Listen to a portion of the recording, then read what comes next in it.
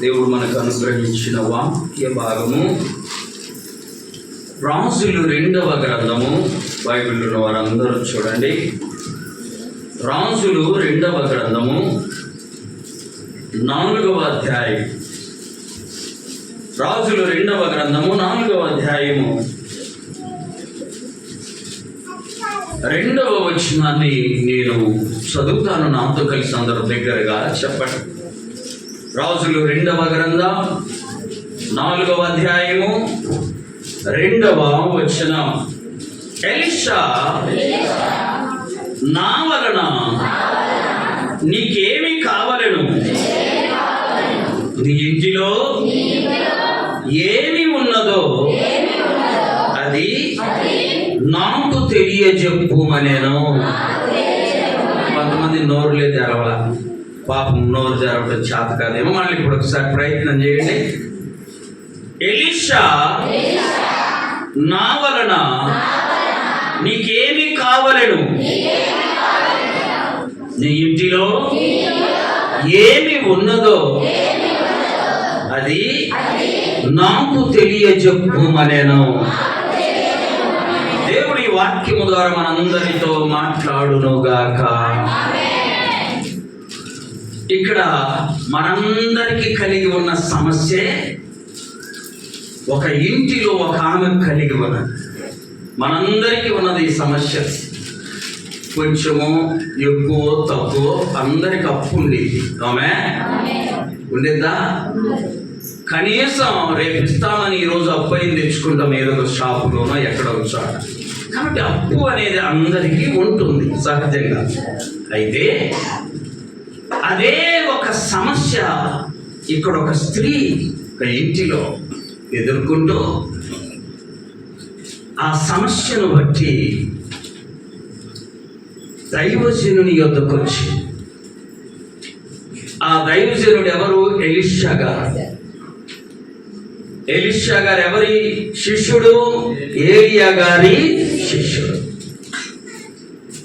ఈ ఎలీషా గారి యొద్దకు వచ్చి ఒక స్త్రీ ఒక విన్నపం చేస్తా ఉంది.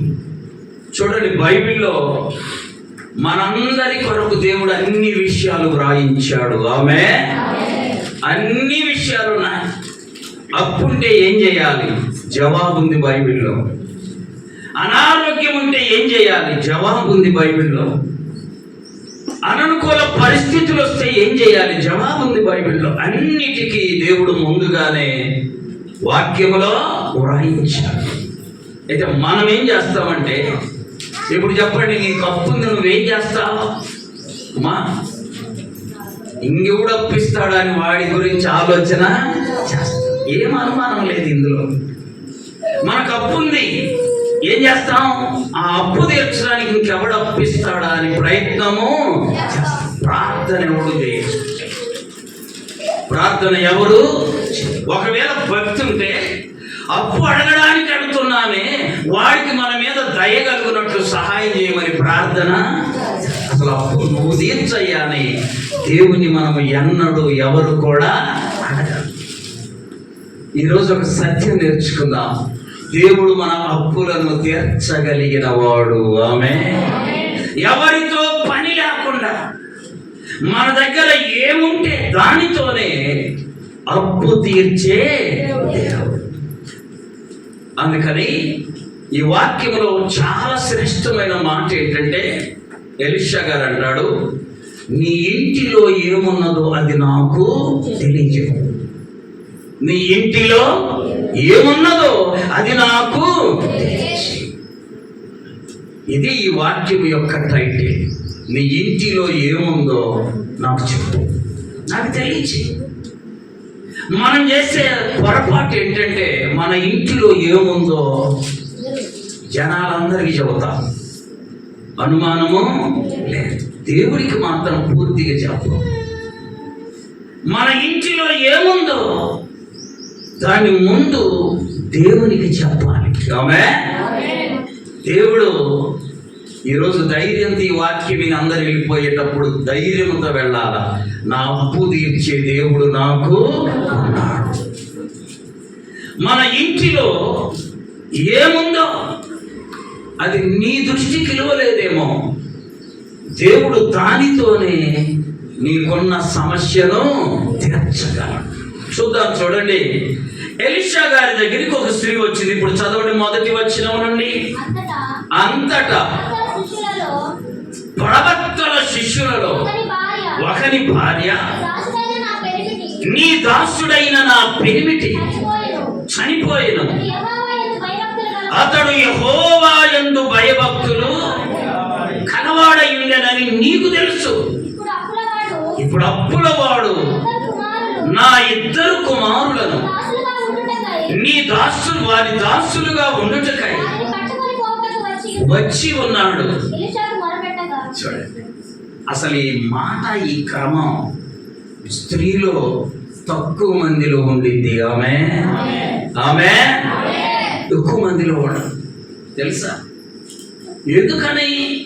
చనిపోగానే మా అప్పులున్నాయనుకో, చెప్పాలి, ఇక్కడ ఎక్కువ మంది స్త్రీలు ఉన్నారుగా, అప్పులున్నాయనుకో, చనిపోయిన తర్వాత భర్త చనిపోయాడు, అప్పులున్నాయి. భార్య నోట నుండి వచ్చేది ఏం మాట తెలుసా? వాడు పొయ్యోడు పోతూ బా చెప్పండి, ఏమంటారు? అప్పులు మీదేసి లేక అప్పులు చేసి పోయేవాడు పోతూ అప్పులు లేకుండా చేస్తే బాగుండేది అని అంటారు. కానీ అయ్యా, నా భర్త భక్తిపరుడు, చప్పట్లు కొట్టండి ఒకసారి. ఆ స్త్రీ వచ్చి అంటుంది, నా భర్త, చెప్పండి, భక్తిపరుడని నీకు తెలుసు. ముందు ఆమె తెలుసుకుంది. ఈ పరిశుద్ధ దినములో ఉదయకాల సమయంలో శ్రేష్టమైన సత్యం ఏంటో తెలుసా? నీ భర్త ఎవరో ముందు నీకు అర్థం కావాలి. ఆమె నీ భర్త ఎట్టివాడో ముందు నీకు అర్థం కావాలి. నీ భర్తను గౌరవించడం ముందు నువ్వు నేర్చుకోవాలి. ఆ స్త్రీ వచ్చి అంటుంది, అయ్యా, నా యజమానుడు, నా భర్త భక్తి గలవాడని నీకు తెలుసు. చనిపోయాడు, అప్పులున్నాయి. పోయేవాడు పోతే అప్పులు చేసి పోయిందయ్యా. ఇంకా కొంతమందికి సుమారైన మా బూతులు కూడా 4 కేజీలు, 5 కేజీలు, 10 కేజీల బూతులు కూడా వస్తాయి కదా. అలా చేశాడు, ఇలా చేశాడు. ఇవి ఏమన్నా? నా భర్త భక్తి కలిగిన వాడు. ఆమె విశ్వాసము నీకుంటే, జాగ్రత్తగా వినండి ఈ మాట, విశ్వాసము నీకుంటే మనం ఆరాధించే దేవునికి సమస్తము సాధ్యం. చప్పట్లు కొట్టి ప్రభువుని మహిమపరచు. విశ్వాసం ఉండాలి. ఎట్లా చేశాడు, అట్లా చేశాడు, వద్దంటే వాళ్ళకి పెట్టాడు, ఎవరికి పెట్టాడు, పోయాడు, రకరకాల మాటలు. ఈమె అలాంటి మాటలు ఏమీ మాట్లాడారు. ఒకటి. రెండవది, అప్పులుంటే ఎవరి దగ్గరికి వెళ్ళింది? దైవజనుడి దగ్గరికే వెళ్ళి. నువ్వు నేను సమస్యలు ఏమన్నా సరే దేవుని యొద్దకు రావాలి, దేవుని సేవకునికి మాత్రమే చెప్పుకోవాలి. ఆమె అర్థమైందా? దేవునికి చెప్పుకోవాలి. వెంటనే కౌంటర్ వేస్తారు ఒక్కొక్కరు, వెంటనే జవాబు చదువుతారు. పక్కనే వాళ్ళ ఇంటి పక్కనే ఉంటారు. దేవుడు ఏం చేస్తాడు? మీ ఆయన అప్పులు చేశా, దేవుడు ఏం చేస్తాడు? పోయి ఉన్నాడు గుడికి ఎందుకు, దేవుని దగ్గరికి ఎందుకు, దేవుని సేవకుని దగ్గరికి, ఇంకెవడన్నా ఇస్తాడేమో వాడి దగ్గరికి. దేవుడు ఏం చేస్తాడు? ఇలా చెప్పే వాళ్ళు నీ చుట్టుపక్కల ఉంటారు, అనుమానమే. అయితే ఈ ద్వారా మనం నేర్చుకునే సత్యం దేవుని యొద్దకే వచ్చింది. ఆమె సమస్యలు ఎత్తుకొని ఎవరి దగ్గరికి వచ్చింది? వస్తే ఒకవేళ ఈమెలో భక్తి లేదనుకో, ఆయన ఈమెతో ఎంత వివరంగా మాట్లాడేవాడు కాదు. ఎక్కడున్నా మీ అందరి భక్తి ఎంతో నాకు తెలిసింది, నా భక్తి ఎంతో కూడా మీకు తెలుసా?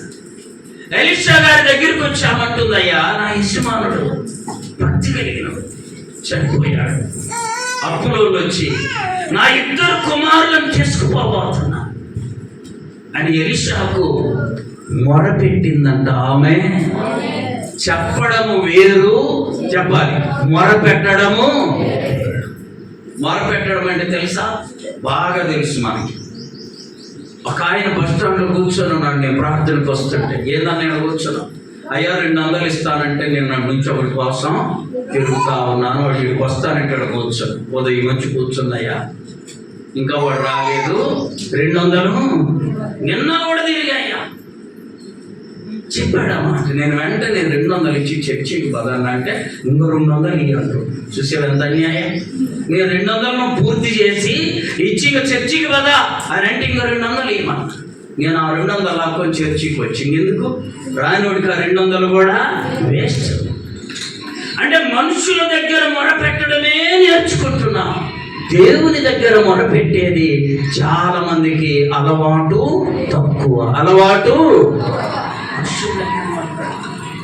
ఎంతమంది లేరు, ఎన్ని రోజులు తిరుగుతారో ఎవరన్నా ఏదైనా అప్పు ఇవ్వాలి ఇస్తారు అని అనుకుంటే. నేను చెప్తాను, అన్ని దినాలు అన్ని గంటలు ప్రభువుని అడిగి చూడొకసారి. ఆయన నువ్వు అప్పు ఇస్తాడనే వాని కంటే గొప్పవాడు. చప్పట్లు కొట్టి ప్రభువును మహిమపరచు. యోహాను గారు రాసిన మొదటి పత్రిక 4వ అధ్యాయం 4వ వచనంలో దేవుడు ఒక శ్రేష్టమైన మాట చెప్పాడు. ఏమన్నా తెలుసా? మీలో ఉన్నవాడు లోకములో ఉన్నవాని కంటే గొప్పవాడు. చెప్పండి నోరున్న వాళ్ళందరూ. మనలో ఉన్నవాడు లోకములో ఉన్నవాని కంటే. అలాంటి నీ దగ్గర పెట్టుకొని, నీలో పెట్టుకొని ఇంకొకరి యొద్దకు వెళ్ళి మొరపెడుతున్నా. ఇర్మియా గ్రంథం చూడండి. ఇర్మియా గ్రంథం 33వ అధ్యాయం 3వ వచనం. నాకు మొరపెట్టుము, నేను నీకు ఉత్తరం ఇచ్చాను. నీవు గ్రహింపలేని గొప్ప సంగతులను, గూఢమైన సంగతులను నేను నీకు మొరపెట్టు. అమ్మా, దేవునికి మొరపెట్టి చూడు. ఆయన నేను వద్దనే వాడు. మనుషులకు మొరపెట్టు. 1 రోజు వింటారు, 2 రోజులు వింటారు, 3వ రోజు నువ్వు వస్తుంటప్ప ఈ శోధ వల్లేమని పక్కకు. మనం ఆరాధించే దేవుడు అలా నిన్ను ముఖం చూసి పక్కకు వెళ్ళే దేవుడు మొరపెట్టాలి. ఈమె అలా మొరపెట్టగానే ఎలీషా గారు ఒక మాట అన్నాడు. మా నీ యొద్ద ఏముందో నాకు తెలియజేయి. వెంటనే మన నోట ఏమొచ్చిందంటే ఏముందా, ఏమి లేకేగా నీ దగ్గరికి వచ్చి. ఏమీ లేదయ్యా, అప్పులు తీర్చడానికి నా దగ్గర ఏమీ లేదు, లేకే నీ దగ్గర. ఆమె చెప్తుంది, మా తన దగ్గర ఏముందో, ఏ విలువ లేనిది ఉన్నదో, ఏమున్నదో ఆయనకు చెప్పింది.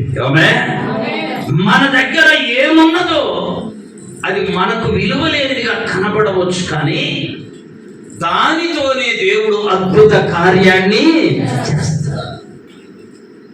అది ఆయన చేతికి మనము అప్పగించాలి. చూడండి, ఆమె ఆ ప్రశ్న విని ఏమంటుంది? నీ యొద్ద ఏమున్నదో నాకు తెలియచేయమనంటే, అందుకు ఆమె 2వ వచనంలో, నీ దాసురాలనైన నా ఇంటిలో నూనె కుండ ఒకటి మాత్రమే ఉంది. ఇంకా చెప్పు, నా దగ్గర ఏమి నూనె కుండ ఏంది, అప్పు లేదు. వట్టి కొండలేంది, అప్పేంది. మనం వాటిని లెక్కలో కూడా వేసుకో. అసలు వాటి గురించి ఆలోచించు. దేవుని దగ్గర చెప్పేటప్పుడు అమ్మ జాగ్రత్తగా వినండి. దేవునికి మన విషయము విన్నవించేటప్పుడు మన దగ్గర ఉన్నది అది నూరు పోగైనా సరే దేవునికి ఉన్నది ఉన్నట్టు చెప్పవలేను. ఆమె ఒకవేళ నీకు అది విలువ లేకపోవచ్చు, దేవుడు దానిని విలువైనదిగా మార్చగలిగిన. ఆయన చెప్పింది నూనె కూడా ఒక్కటి ఉంది. ఎప్పుడైనా ఎక్కడైనా మన స్థితి ఏముందో ముందు దేవునికి తెలుసు, అనుమానమే కానీ అడుగుతాడు ఆయన. ఇప్పుడు వినండి, లాజరు ఇంటికి రాగానే అందరూ ఏడుస్తూ ఉన్నారు. ఏడుస్తూ ఉంటే యేసు ప్రభు అడిగిన మొదటి ప్రశ్న ఏంటో తెలుసా? అతనిని ఎక్కడ పెట్టారు తెలీదా ప్రభుకి? తెలుసు. కానీ మనల్ని అడుగుతారు, నీకేం కావాలి? యేసయ్య దగ్గరికి వచ్చిన ప్రతి ఒక్కరిని ఆయన అడిగింది, నీకు ఏం కావాలి? ఏం కావాలో ఆయనకు ముందే తెలుసు కన్నాడు. అలాగే ఈమెను నీకేం కావాలమ్మా అని ఎలీషా గారు అడిగి మొదటి ప్రశ్న. రెండవ ప్రశ్న, నీ దగ్గర ఏముందో నాకు తెలియచేయమంటే ఆమె ఉన్నది ఉన్నట్లు ఆయనకు చెప్పింది. నువ్వు ఎప్పుడన్నా చెప్పావా? ఉన్నది ఉన్నట్టు చెప్పాలి. అమ్మా, ప్రభువుకి అలా చెప్తే ఆ ఉన్న దానిలోనే నిన్ను అత్యధికంగా ఆశీర్వదించే దేవుడు. ఆమె చెప్పింది, నూనె కొండ తప్ప నా దగ్గర ఏమీ. మనందరి ఇళ్లలో సమస్యలు, గొప్ప సమస్యలు ఉంటాయి, చిన్న సమస్యలు ఉంటాయి. నువ్వేం చేయాలో తెలుసా? ఆ సమస్యను ప్రభువు చేతికి అప్పగించాలి. ఆమె అలా నీవు అప్పగించగలిగితే దేవుడు అద్భుత కార్యం చేస్తాడు. చూడండి, అక్కడ వ్రాయబడిన మాట, నీ దగ్గర ఏముందంటే నూనె కొండ మాత్రమే ఉందయ్యా అని ఆమె ఆయనకు చెప్పింది. గమనించండి, మన దగ్గర ఉన్న దానితోనే దేవుడు కార్యం చేస్తాడు. చూడండి, మత్తయి సువార్త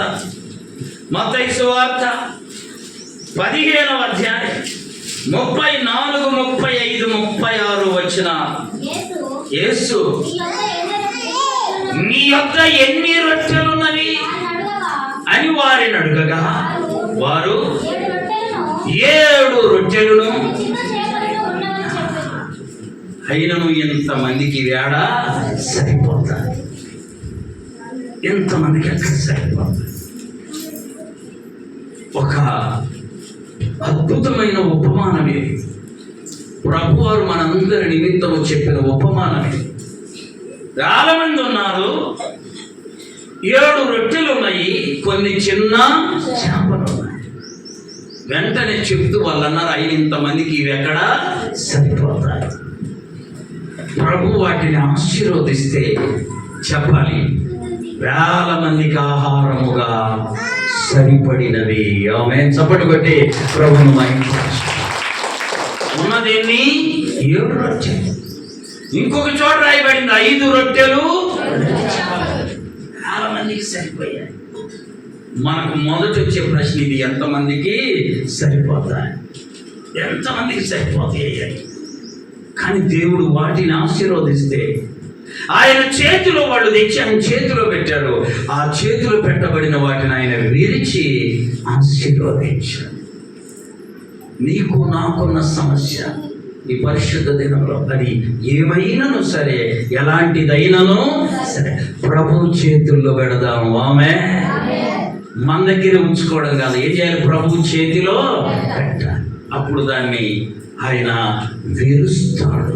ఆమె విరిచి ఆశీర్వదిస్తే అది వేల మందికి సరిపడినట్లుగా దీవెనకరంగా మారుద్ది. ఆమె ఆయన చేతిలో పెట్టకుండా, ఆయన చేతికి అప్పగించకుండా నువ్వెంత కాలం ఉన్నా నీ సమస్య నీ చేతిలోనే ఉంటే కార్యము జరగదు. కార్యం జరగాలంటే ఈ సమస్య తీసి ప్రభు చేతిలో పెట్టాలి. ఆమె నీకున్నది తెచ్చి ప్రభు చేతికి ఇవ్వాలి. అప్పుడు దాని వాక్యం రాయబడింది, ఆయన దానిని విరిచి యాకోబట ఇంటి దగ్గర నుండి బయలుదేరినప్పుడు బహు మోసగానిగా, కఠినమైన వ్యక్తిగా బయలుదేరి వెళితే ఎక్కువ రోగు దగ్గర దేవుడు ఆయన ఏం చేశాడో తెలుసా? విరిచాడు. ఏం చేశాడు? విరిస్తే రాత్రంతా పెనుగులాడాడు. ఆమె నువ్వు నేను దేవుని చేతికి అప్పగింపబడి విరువబడినప్పుడు వేల మందికి దీవెనకరంగా మారాలంటే ప్రభు నిన్ను నన్ను ఆయన చేతితో విరుస్తాడు. ఆమె ఏం చేస్తాడు? విరిగి నలిగిన హృదయమే దేవునికి ఇష్టమైన బలి. ఆమేన్. నీ చేతిలో రొట్టెను నేనయ్యా, వీరువు యేసయ్యా. నీ చేతిలో రొట్టెను నేనయ్యా, వీరువు యేసయ్యా, వీరువు యేసయ్యా. ఆశీర్వదించు యేసయ్యా, వీరువు యేసయ్యా. ఆశీర్వదించు యేసయ్యా. నీ చేతిలో రొట్టెను నేనయ్యా, వీరువు యేసయ్యా. ప్రభు చేతికి అప్పగించుకున్నా. అది అప్పైన, అనారోగ్యమైన, అననుకూల పరిస్థితి అయినా ప్రభు చేతికి అప్పగించుకోవాలి. ఆమె ఉన్న విషయం ఆయనకు చెప్పేసరికి ఎలీషా గారు ఆమెతో ఒక మాట అంటున్నాడు, చదువుమా. నీవు బయటికి పోయి నీ ఇరుగు పొరుగు వారందరి యొద్దనున్న వట్టి పాత్రలన్నిటిని అరువు తెచ్చుకొనుము. అప్పుడు నీవు నీ ఇంటిలోనికి వచ్చి నీవును నీ కుమారులను.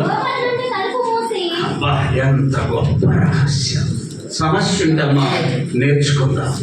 సమస్య ఉంటే మనకి దైవ సేవకునికి చెప్పి దేవుని సన్నిధిలో పెట్టి దేవుని చేతికి అప్పగించి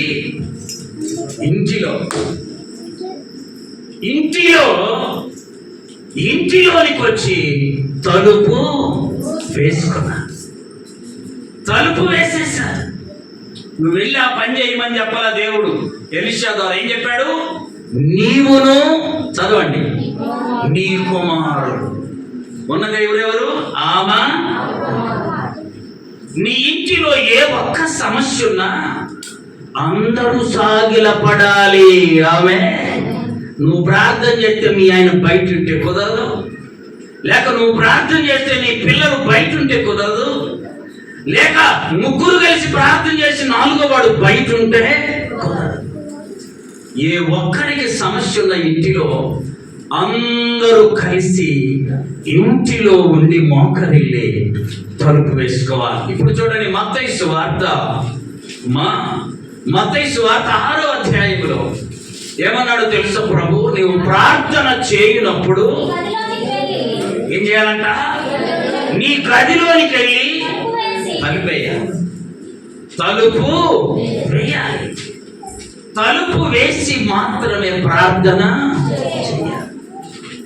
ఇక్కడ కూడా ఎలీషా గారు అంటున్నాడు, నీవు నీ పిల్లలు ఇంట్లో కూర్చోండి, తలుపు వేసుకోండి. ఎంత శ్రేష్టమైన మాట.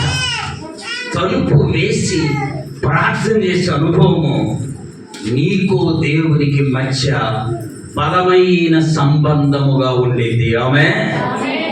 ఎప్పుడైతే ఎలీషా గారు ఈ మాట చెప్పాడో, మా పుండున్నది నాకు తెలియదా? మనకు వచ్చే ప్రశ్న, పుండున్న సంగతి మాకు తెలుసు. పుండుంటే ఏం చేస్తుందయ్యా? పుండు ద్వారా ఏం చేస్తాం అని ఊరుకోలా.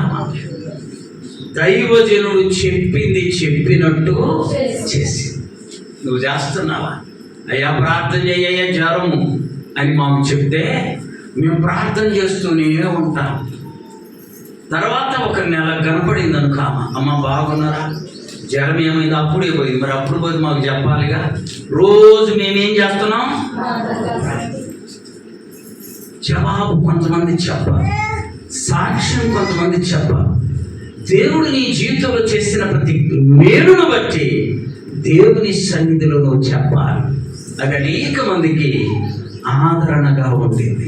ఆమె వెళ్ళింది, అందరి ఇరుగు పొరుగు వారి దగ్గర కొండలన్నీ తెచ్చుకుంది, ప్రార్థన చేసింది. అక్కడ అద్భుత కార్యం ఏంటో తెలుసా? ఈమె ఇంటిలో ఉన్నది ఒట్టి కుండ, తెచ్చుకున్నది కూడా ఒట్టి కుండలే, గట్టి కుండలు కాదు. మన దగ్గర ఉన్న ఒట్టి కుండ సంగతి ప్రభువుకు తెలుసు. అరువు తెచ్చుకున్న కుండలు కూడా ఒట్టి అని ఆయనకు తెలుసు. తెలుసమ్మా? తెలిసినప్పుడు ఆ ఒట్టి కుండల నిండా నూనె వచ్చింది. ఆమేన్. ఒట్టి కుండలన్నీ నింపబడ్డాయి.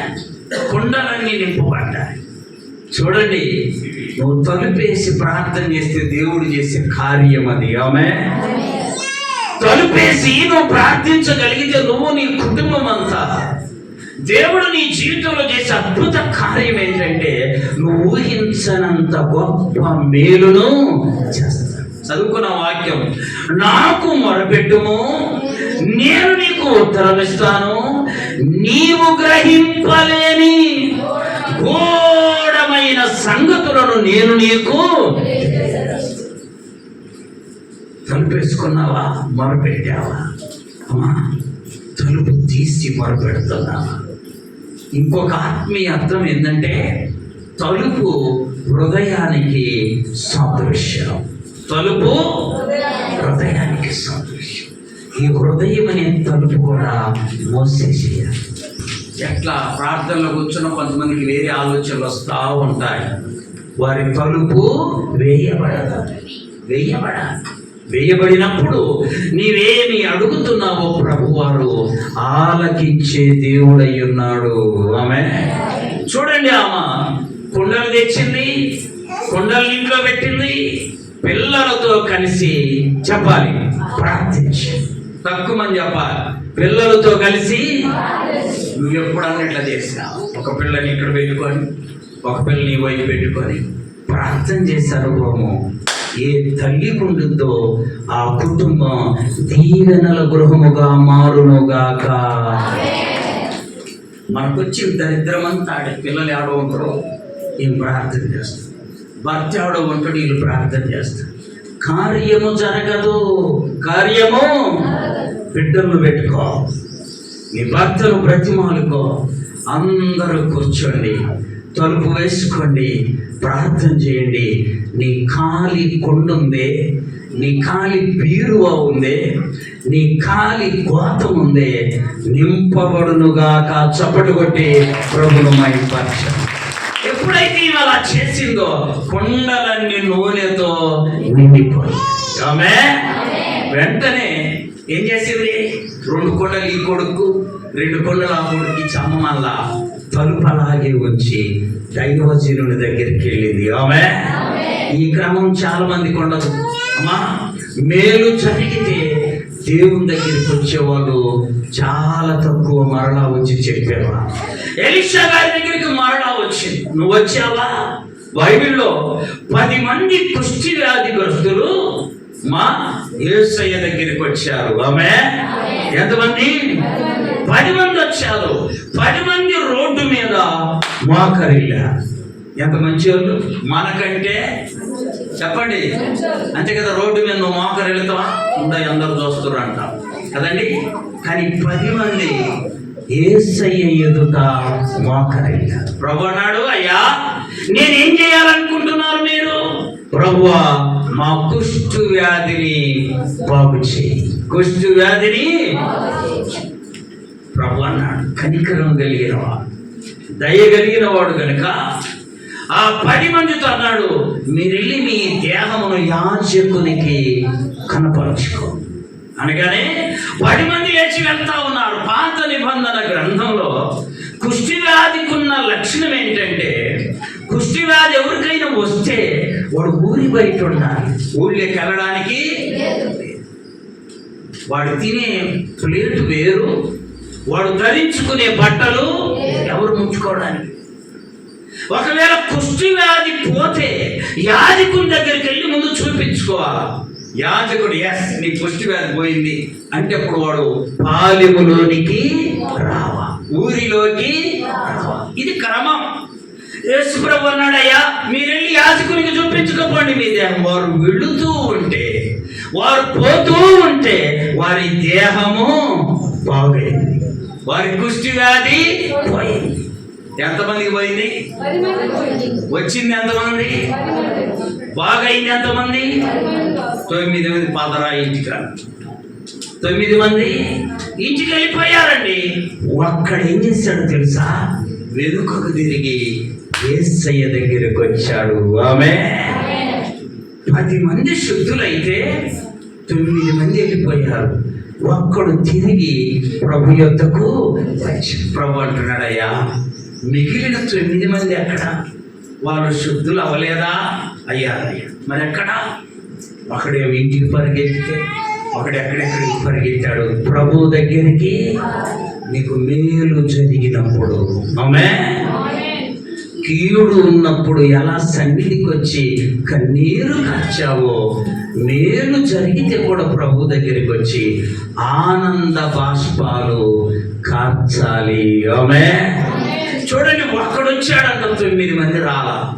చాలా మందికి మేలు జరిగితే ప్రభు దగ్గరికి తక్కువ మంది వస్తారు. వ్యాధి వచ్చిందయ్యా, ప్రార్థన చేయి.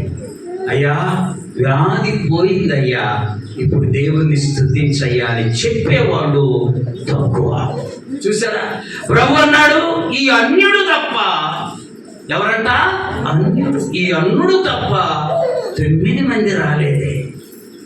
దేవుడు నీకు చేసిన ప్రతి మేలును బట్టి. ఈరోజు పేపర్లో ఒక చిన్న ఫోటో చూసి సంతోషించి, ఒకడంట 10వ తరగతి.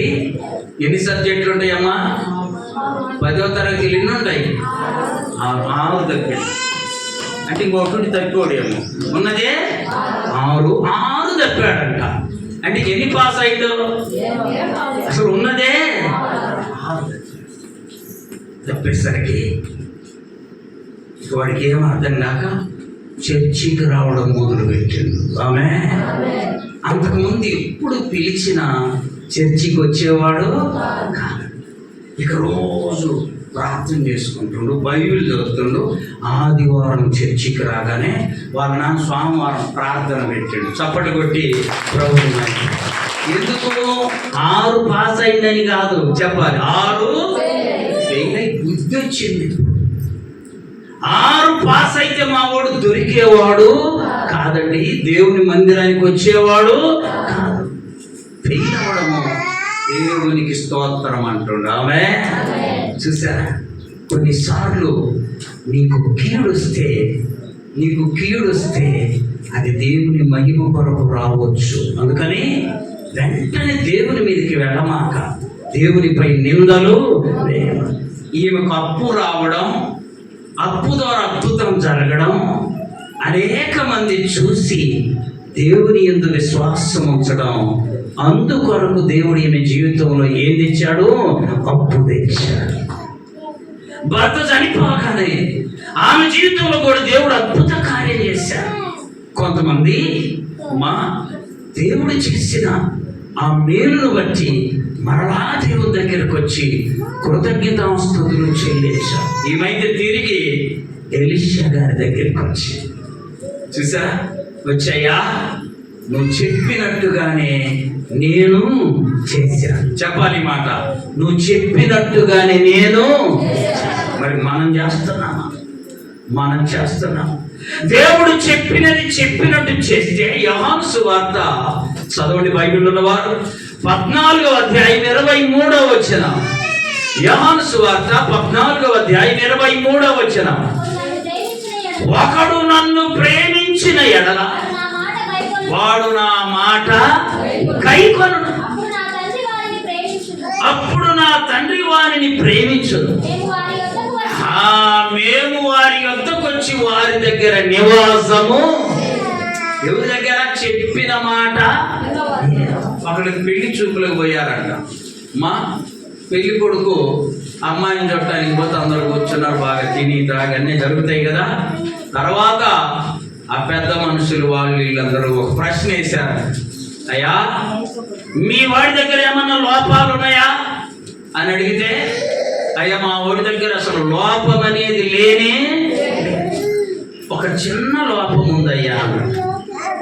అదేంది, తాగుతాడేమో, ప్యాకాట ఆడతాడేమో అనుకోని వీళ్ళు ఏం చేస్తాడే, తాగుతాడు. అసలు దాని వాసనే మా వాడికి గిట్టనే పోని. మరి పేకాట ఆడతాడా? లేదు. ఇంకేమో తిరుగుబోత కాదు. ఏం చేస్తాడయ్యా? అవన్నీ కాదయ్యా, చిన్నది. లోకములో ఉన్న చెడ్డ ఎన్ని అడిగారంట. దానికి అతను చెప్పాడు ఇది కానీ. మరి ఆ చిన్నది ఏదో చెప్పేది కాదులయ్యా. వీళ్ళలో వీళ్ళు చర్చించుకొని అమ్మా చెప్పారంట, ఈ చెడులన్నీ లేవు కాబట్టి ఆ చిన్న చెప్పకపోతే ఏమైంది, అది ఏదో పెద్ద చెడ్డది అయి ఉండదులే అని చెప్పి పెళ్ళి చేసేసి పెళ్ళి అయింది. అందరూ ఒకటి జీవితం ఒకటి చేస్తున్నాడు. తర్వాత వాళ్ళ నాన్నయ్య నేను చెప్పా కదా ఒక చిన్నది ఏంటది వాడికి తెలియదు, చెబితే విండు. వాడికేమో చెప్తే ఇది తప్ప, వాడి దగ్గర తప్పేమి. అదే కదా సమస్య. మా చిన్న చిన్న చిన్నదిగా కనపడద్ది, చెప్పింది వేద. ప్రార్థన చేస్తారు, బైబిల్ చదువుతారు, అమ్మా పాటలు పాడుతాము, అన్నీ ఎక్కడ ప్రార్థన అంటే అక్కడ ముందు ఉంటారు. దొనకొండలో కామ ఉంది, ప్రార్థన అంటే ముందుండింది. బూతులంటే ఇంకా ముందుంది. ఏ లాభం అమ్మా? ఆమెకి ఒక ఆమె గొడవ పడింది. వాళ్ళిద్దరు గొడవ ఆడుకుంటుండే, నేనమ్మా ఆమె జోలి పోమాక, ఆమె బాగా పెద్ద పెద్దకి తిడతది, పెద్ద పెద్ద తిట్లండి ఏమంటుందో నా సంగతి నీకు తెలియదయ్యా, ఆమె కంటే నాకు ఎక్కువ తిడతా. ఇదా మళ్ళా ప్రార్థన ఎక్కడి నుంచి అక్కడ ముందే ఉంటుంది. నీ జీవితంలో లోకాన్ని దేవుణ్ణి రెండు కలిపి బ్రతుకుతుంటే ఏదో ఒకరోజు ఆ లోకము నిన్ను ముంచిద్ది. ఆమె ఇక్కడ వాక్యం ఏంటో తెలుసా? నేను ఆజ్ఞ ఇస్తే ఆజ్ఞను ప్రేమించేవాడే నన్ను ప్రేమించేవాడు. ప్రభు అంటున్నాడు, చదువు మా మాట. ఒకడు నన్ను ప్రేమించిన ఎడల వాడు నా మాట వింటాడు. నా మాట వినేవాడి దగ్గరికి నేను వస్తా, నా తండ్రి వస్తాడు, మేమిద్దరం వాడి దగ్గర నివాసము. దేవుని మాట వినడం అంటే అర్థం ఏంటో తెలుసమ్మా? ఇంకొకరి మాట వినకుండా ఉండడం. దేవుని మాట చూసారా? ఆమె చెప్పింది, ఆయన చెప్పినట్టు చెప్పిన మాట వినింది, అనుసరించింది, మరలా తిరిగి ఆయన యొద్దకు వచ్చింది. ఆయన దగ్గరికి వచ్చి నువ్వు చెప్పినట్టు నేను చేశాను. ఎంతమంది గుండె మీద చెయ్యి వేసుకొని దేవుడు చెప్పింది చెప్పినట్టు చేశాను అనే వాళ్ళు ఎంతమంది ఉన్నారు? చాలా తక్కువ మంది, చాలా తక్కువ మంది. దేవుడు చెప్పింది చెప్పినట్టు చేస్తే ఆయన నీకు అప్పు ఉండే దేవుడు కాదు, అన్యాయము చేసే దేవుడు, కొరత చేసే దేవుడు. మనకెక్కడ పొరపాటు జరుగుతుంది? ఆయన చెప్పింది చెయ్యం, ఆయన చెప్పింది ఆయన చెప్పింది మనము చేయుదుముగాక. అప్పుడు నీవు అద్భుతం చూస్తా. చూడండి, ఈయన వెళ్ళి ఎలీషా గారికి చేతి ఎలీషా గారు అన్నాడమ్మా, నువ్వు తిరిగి వచ్చావు ధన్యురాలి అని అనుకొని మనసులో నువ్వు వెళ్ళి ఆ నూనె నీ అప్పును తీర్చుకో. అర్థమైందా? నూనె అమ్మింది, అప్పును తీర్చుకుంది. మనం అనుకుంటాం కొండకి చూసి దేవా ఏం చేయాలి, ఈ కొండ ద్వారా ఏం జరగదు, ఇంట్లో ఏమీ లేవు, వీటి ద్వారా ఏం జరగదు. అపోస్తుల కార్యముల గ్రంథం 3వ అధ్యాయము 6వ వచనంలో ఒక మాట ఉంది, చదవాలి. అపోస్తుల కార్యముల గ్రంథం 3వ అధ్యాయం 6వ వచనం. అంతటా పేతురు వెండి బంగారములు నా యొద్ద. చూసారా అమ్మా? అక్కడ భిక్ష పడుకుంటున్నాడు ఒక వ్యక్తి. పుట్టినది మొదలుకొని కుంచోడు, పుట్టినది మొదలుకొని పేతురు యెహోవాను అన్నారయ్యా నువ్వు మా తట్టు చూడు అని అంటే బైబిల్లో రాయబడింది, వారి యొద్ద ఏమైనా దొరుకునని. వాడు వాళ్ళకెళ్ళి ఆశతో చూశాడు. పేతురు అన్నాడు, వెండి బంగారాలు నా దగ్గర లేవు. మనుషులందరూ చూసేది వాటి కోసం, నువ్వు చూసేది కూడా దాని కొరకే. కానీ నా దగ్గర ఏముందో తెలుసా? నిన్ను లేపి గంతు లేపించే శక్తి ఉన్నది. ఆమె అది ఎండి పెట్టి కొనేది, బంగారంతో కొనుక్కునేది తెలుసు బాగా. చూసారా? విశ్వాస జీవితంలో నీ చేతిలో ఏముందో, నీ ఇంటిలో ఏముందో దాని ద్వారా దేవుడు అద్భుతాన్ని చేస్తాడు. ఇంకొక ఉదాహరణ చెప్తాను వాక్యంలోనే. ఇంకొక ప్రాముఖ్యమైన వాక్యం చూడండి. సమూయేలు మొదటి గ్రంథం 17వ అధ్యాయం 11వ వచనం, అలాగే 24వ వచనం. ముందు 11వ వచనం. సౌలును ఇశ్రాయేలీయులందరూ ఆ గొల్యాతు మాటలు వినినప్పుడు బహుగా భీతులై, అంటే భయపడిపోయారు. 24వ వచనం. ఇశ్రాయేలీయులందరూ ఆ మనుషుని చూసి మిక్కిలి భయపడ్డారమ్మా, పరుగెత్తారు. చూసారా, దావీదు గొల్యాతుకి ఎదురుగా వస్తే, ఇప్పుడు చెప్పండి, దావీదు దగ్గర ఆయుధం ఉన్నోడి దగ్గరికి వెళ్తుంటే ఆయుధం లేనోని చూసి నేను ఏం చెప్తావు తెలుసా? అరే వాడి చేతిలో కత్తి, నీ దగ్గర పోమాకయ్యా, నువ్వు వెళ్ళమాక. వెళితే వాడి చేతులు ఏముంది? నీ దగ్గర ఏమి. మనం చెప్పే జవాబు దావీదు ఏమన్నాడు? 50వ వచనం చదవాలి. దావీదు ఫిలిష్తీయుని కంటే బలాఢ్యుడై కత్తి లేకయే ఒడిసెలతోనూ రాతితోనూ. దావీదు దగ్గర 5 నున్నని రాళ్ళు ఉన్నాయి, 5 చిన్న రాళ్ళు. వాడి దగ్గర ఏమున్నాయి? బల్యం ఉంది, చెప్పండి, వీటు ఉంది, బాగా యుద్ధములు ఆరితేరిన అనుభవము. దావీదు దగ్గర రాయి తప్ప ఏమి. ఇప్పుడు మన నోట ఏమొచ్చింది? రాయికి ఏం చేస్తారు? వాడి దగ్గర ఏమేమున్నాయి? బల్యం ఉంది, ఈటు ఉంది, కత్తి ఉంది. తన అన్నలు అదే మాట చెప్పాడు, సౌలు రాజు కూడా అదే మాట చెప్పాడు. వాడు బాల్యము నుండి యుద్ధములో ట్రైనింగ్ అయ్యాడయ్యా, వాడితో పోట్లాడుటకు నీకు బలము. దావీదు వెళ్ళాడు. దావీదు దగ్గర ఉన్న దానితోనే దేవుడు అద్భుత కార్యము చేశాడు. అది ఎన్నదగినది కాదు, లెక్క చేసేది కాదు. రాయంటే విలువలేనిది. గొల్యాతుతో పోలిస్తే దావీదు దగ్గర ఉన్న రాయి విలువ లేదు. అయినా దేవుడు దానితోనే అద్భుత కార్యాన్ని చేశాడు. తిమోతికి రాసిన 2వ పత్రిక చదవండి. తిమోతికి రాసిన 2వ పత్రిక 3వ అధ్యాయం 1 నుండి 5వ వచనం వరకు.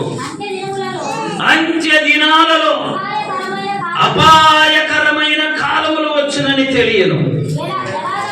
ఎలాగనగా మనుషులు స్వార్థ ప్రియులు, ధనాపేక్షులు, బింకములాడువారు.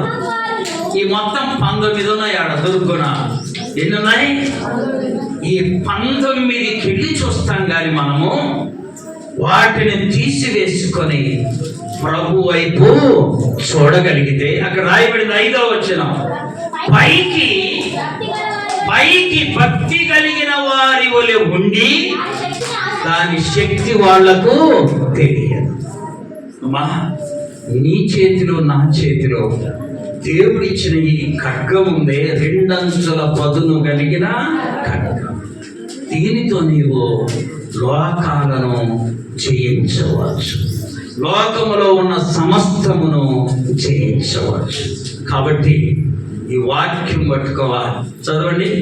ఫిలిప్పీలకు రాసిన పత్రిక 2వ అధ్యాయము 16వ వచనం. అట్టి జనము మధ్యను జీవవాక్యమును చేతబట్టుకొని లోకమందు జ్యోతుల వలె మనం ఏం చేయాలి? ఆ వాక్యం నీ చేతిలో ఉంటే దేవుడు నీ చేతిలో ఉన్నట్టు. ఒకవేళ నువ్వు విలువలేని వ్యక్తిగా కనపడుతున్నావా? విలువలేని వ్యక్తిగా నీవు అనుకుంటూ ఉన్నావా? ఏమాత్రము సరిపోని గొల్యాతు ఎదుట దావీదును బలపరిచిన దేవుడే నిన్ను నన్ను బలపరిచి అద్భుత కార్యాన్ని మన ద్వారా జరిగిస్తాడు. కాబట్టి అమ్మా, నీకున్న ఏ సమస్య అయినా, ప్రభు చేతికి అప్పగి. నీకున్న పరిస్థితి అంతా ప్రభువుకు చెప్పు. అయ్యా నేను చెప్పకపోతే నీకు ఆయనకు తెలియదా? ఎదురు ప్రశ్న వేయమాక. ఎలీషా దగ్గరికి వెళ్ళామని చెప్పింది, నీ దగ్గర ఏమున్నాయంటే ఉన్న కుండతో సహా ఆయనకు చెప్పేది.